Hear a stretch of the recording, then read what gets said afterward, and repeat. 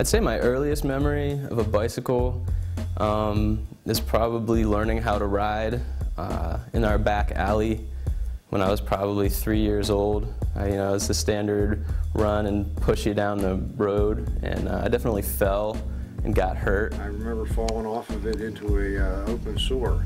That was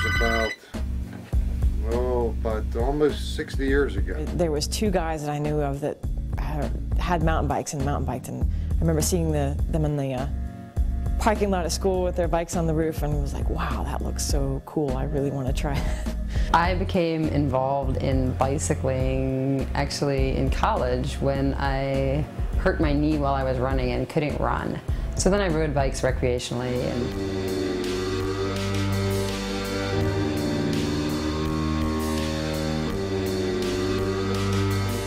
And in Pittsburgh, I personally think bicycling is the best way to get around. It's faster than walking. A lot of times it's faster than driving. It's way faster than taking the bus.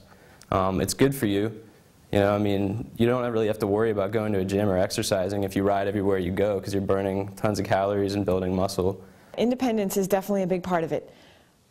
I think that part of the mess we're in now is, in a roundabout sort of way, Americans, we like to be independent. We don't like to depend on public transportation, because that means we have to we have to show up when they say we should show up to get to somewhere.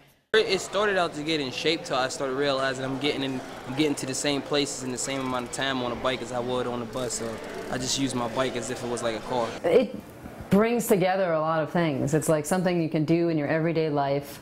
It's healthy for you to do. It's healthy for people, and it's something that, like, it's easy to sort of talk about with other people. Like, yeah, I do this thing. I arrived with the helmet on. Oh, how'd you do that? Just keeping a couple extra bucks in my pocket. So yes, I'm just going to do it till the weather stops allowing me to. Since our bodies are our engines, we kind of have to take care of that, and it's instantly obvious if you do something that affects your engine and you're riding to work the next day and you're like, oh, I feel like crap. Maybe I shouldn't have stayed up and drank all those beers last night. Or, maybe I shouldn't have eaten that entire pizza right before I went to bed. And things like that have an immediate effect on you, and it's a good way to learn, instant feedback, how to take care of yourself. Although I commuted on a bike for about 32 years, now I've moved too far away to commute, but it's about the same. It's a way of making a living, and that's basically it. I still ride, but not like I used to. It's mostly recreation, not transportation. I just ride a bicycle. I commute by bicycle, I recreation by bicycle. Okay. Yeah, it's for political, but also for personal reasons. I feel a lot better biking. I like getting exercise. I like being in touch with my environment, connected with where I'm at, rather than sitting in an icy cold box removed.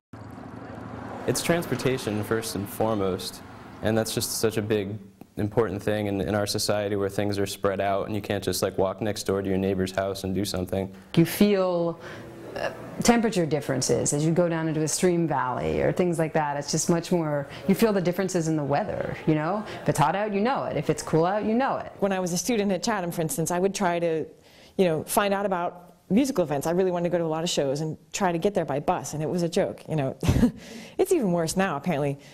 And, you can rail against the powers that be for not providing better public transportation, or you can take matters into your own hands.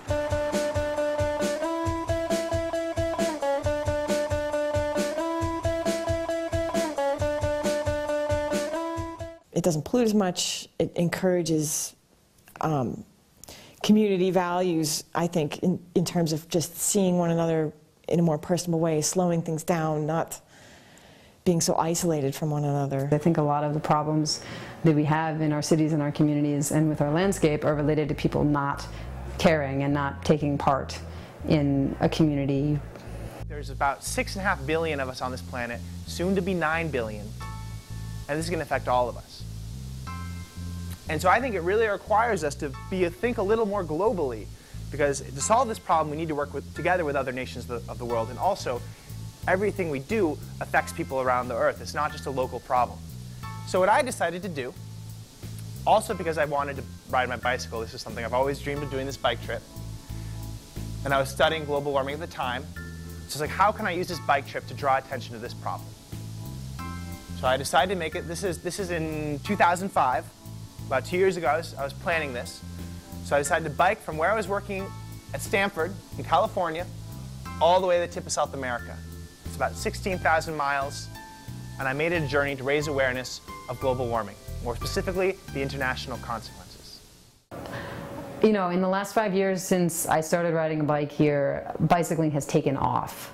I sort of watched the bike community grow up, actually, because other than, you know, there was like groups of friends that were messengers or that were into mountain biking, a little bit of crossover between the two, there was hardly anybody that rode for transportation. There are so many more people that ride bikes now. You know, it used to be that if I rode down the street in the winter and I saw another bicyclist, I would know that person. And now, you know, I remember 2 years ago now, I was riding down Fifth Avenue in a blizzard around 5 p.m. and I saw 5 other bicyclists I didn't know.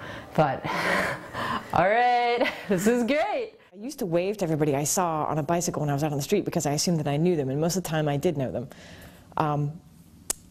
And it's funny because in the last 10 years, the more I do that, I like wave at people. Oh, wait, I don't know you.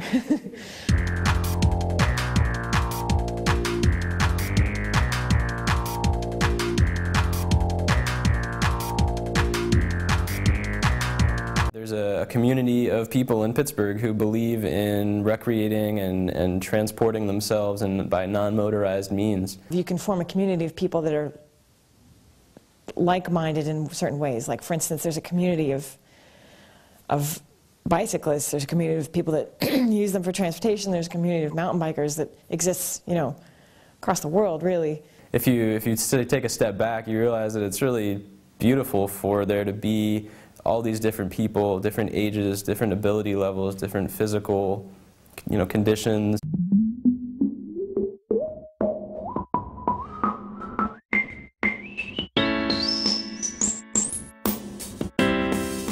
I have done some critical masses, not as many as I would like, but that's actually one of the formative experiences that I had, was going to a critical mass in San Francisco in '96. Everyone just gets together on the last Friday of the month. We go for a bike ride at 5:30 around the city. It makes the papers sometimes, and that's kind of a good thing, that it puts bicycling out there. Like, oh, there's a large number of people that are actually interested in this. My gosh. Nobody leads it. Everyone just knows where we're supposed to meet for one day of the month, and then everyone just kind of rides around. Where do we meet in front of? In front of the Carnegie Library by the dinosaurs.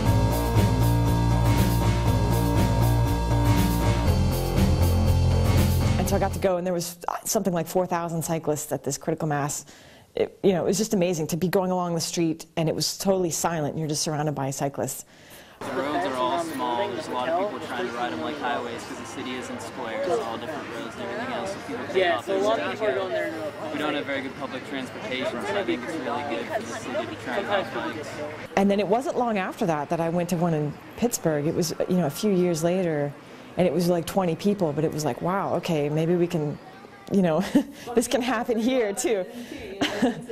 Yeah, and since then, particularly the ones that they have in conjunction with the Bike Fest in the summertime, you know, with a couple hundred cyclists, that's pretty amazing for Pittsburgh. And it's basically 3 weeks worth of activities ranging from social to political to educational, all around biking. It's pretty nice that anyone can propose an activity and lead it. Well, Bike Fest, that's an example of one way I was involved. This was not the past summer, but the one before. Myself and another woman who's involved in the bicycling community, Jessica.